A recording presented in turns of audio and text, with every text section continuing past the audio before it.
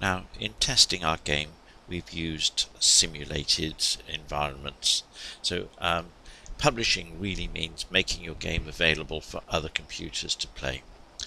Now, one of the things that we've set up at the beginning here was to specify that it's going to be in a window 800 by 600, but we can't guarantee that that's going to happen on another machine.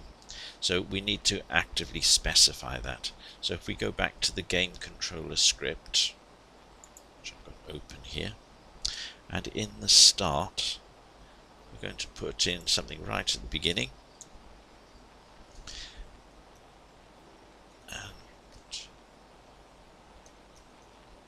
screen, that's the object that we're writing to, and then we've got an option of set resolution, and notice it wants three things. An integer is the width in pixels, the height in pixels, and a boolean of whether we want it to be a full screen game or not.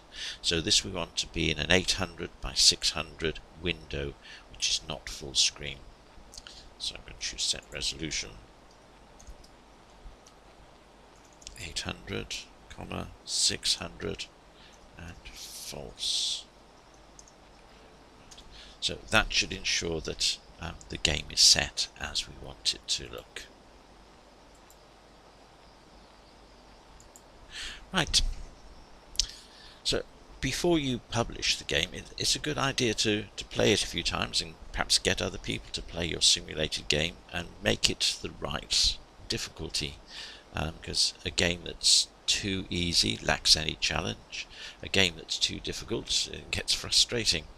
So things you can change are the speed of movement of the basket, the rate of fall of the apples, how frequently the apples fall. Okay, all of these things you can change. So make sure that your game is the best you can make it before you publish it. Right, so to publish, let's make sure everything is saved first of all. And on the file menu we've got build settings. This is where we can specify which platform we want. Now, these other platforms you might need to download some other software to supplement Unity. We're only going to do the PC, as you can publish directly for the web, and that will produce you a web page with the game in it. It does take an incredible age because it all has to be converted into C++. Okay, but it does take an awfully long time. You can also do Android. Right, but we're going to stay with the PC, Mac, and Linux. Now, it'd be useful here to see the player settings, and they will appear in the inspector. So, for example, we've got the resolution, so the default is not full screen, and it's 800 by 600.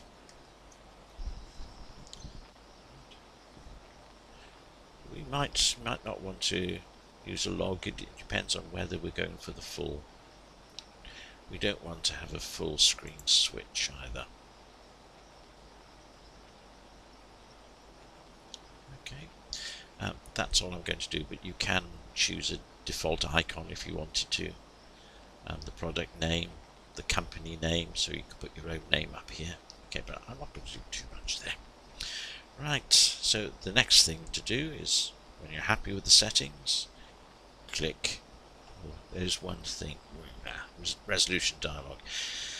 Yeah, this will ask you before you play the game how you want it to be played or what resolution you want the screen to be. It's quite annoying, so we'll disable that because we have set the resolution.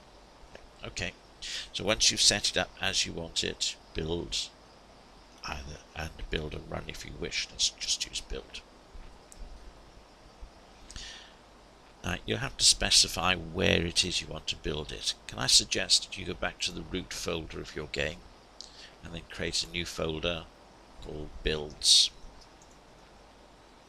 so it's well out of the assets folder and won't appear in your game design. Now, if you're building for multiple platforms, I suggest you create a new folder in there and create a folder for your platform. And then we need to give the game a name. So I'm going to call it AppleCatch. Save that. And then it will build. Hopefully. There we go. It does take a while to do that, so I'll pause it while it's doing that. Okay, it's completed its build and it's opened up the folder and it shows me my executable file. It's also got a folder which contains lots of information and support materials for the game. It's important that this folder also always goes with the executable file, and we should just be able to click on the executable, click, and it should run as expected. This gives us a splash screen, and there's our game. I've still got the 10-second game, but